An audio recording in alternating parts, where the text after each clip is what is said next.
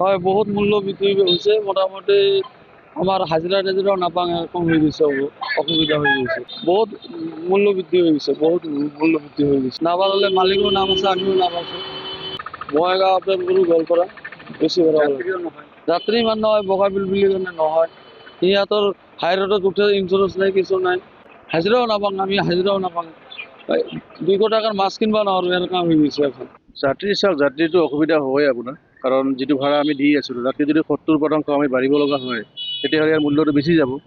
যাৰ ফলত আমাৰ ইনকাম চ'ৰ্চটো যেতিয়া নাবাঢ়িব, যদি খৰচাটো বেছি হয় তেতিয়াহ'লে আমাৰ জীৱন ধাৰণৰ পদ্ধতিবিলাক সলনি হৈ যাব, কষ্টকৰ হ'ব। আমাৰ দৰে মানুহবিলাকৰ, মধ্যবিত্ত মানুহবিলাকৰ কষ্ট হ'ব।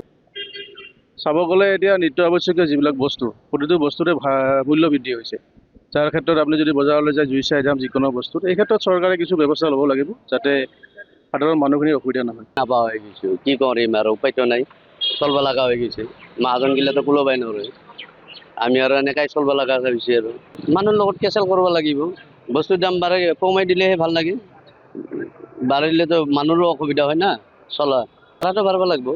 এটাতো বাড়বা লাগবে, কিন্তু না বাড়াটাই ভাল, কিন্তু কমাই দিলে তেলের দাম তাকে ভাল লাগে। যাত্রী মাত্র হাহাকার লাগে যায়, কেঁচাল লাগি যাব, আমার ভাড়া উঠাতে দিগদার লাগি যাব। হয়, বহুত মূল্য বৃদ্ধি হয়েছে। মোটামুটি আমার হাজিরা টাজিরাও নাপাং এরকম হয়ে গেছে, অসুবিধা হয়ে গেছে। বহুত মূল্য বৃদ্ধি হয়ে গেছে, বহুত মূল্য বৃদ্ধি হয়ে গেছে। না পারলে মালিকও নাম আছে, আমিও নাম আছে।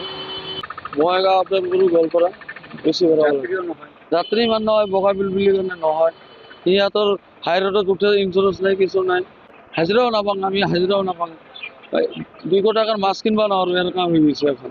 যাত্ৰী চাওক, যাত্ৰীটো অসুবিধা হয় আপোনাৰ, কাৰণ যিটো ভাড়া আমি দি আছিলোঁ তাতকৈ যদি 70% আমি বাঢ়িব লগা হয় তেতিয়াহ'লে ইয়াৰ মূল্যটো বেছি যাব। যাৰ ফলত আমাৰ ইনকাম চ'ৰ্চটো যেতিয়া নাবাঢ়িব, যদি খৰচাটো বেছি হয় তেতিয়াহ'লে আমাৰ জীৱন ধাৰণৰ পদ্ধতিবিলাক সলনি হৈ যাব, কষ্টকৰ হ'ব। আমাৰ দৰে মানুহবিলাকৰ, মধ্যবিত্ত মানুহবিলাকৰ কষ্ট হ'ব। চাব গ'লে এতিয়া নিত্য আৱশ্যকীয় যিবিলাক বস্তু, প্ৰতিটো বস্তুৰে মূল্য বৃদ্ধি হৈছে। যাৰ ক্ষেত্ৰত আপুনি যদি বজাৰলৈ যায়, জুই চাই দাম যিকোনো বস্তুত, এই ক্ষেত্ৰত চৰকাৰে কিছু ব্যৱস্থা ল'ব লাগিব যাতে সাধাৰণ মানুহখিনিৰ অসুবিধা নহয়। নাপা হয়ে গেছে, কি করিম আর উপায় তো নাই, চলবা লাগা হয়ে গেছে।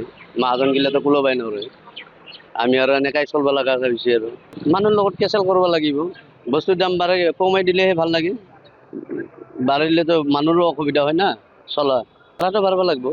এটাতো বাড়বা লাগবে, কিন্তু না বাড়াটাই ভাল, কিন্তু কমাই দিলে তেলের দাম তাকে ভাল লাগে। যাত্রী মাত্র হাহাকার লাগে যায়, কেঁচাল লাগি যাব, আমার ভাড়া উঠাতে দিগদার লাগি যাব। হয়, বহুত মূল্য বৃদ্ধি হয়েছে। মোটামুটি আমার হাজিরা টাজিরাও নাপাং এরকম হয়ে গেছে, অসুবিধা হয়ে গেছে।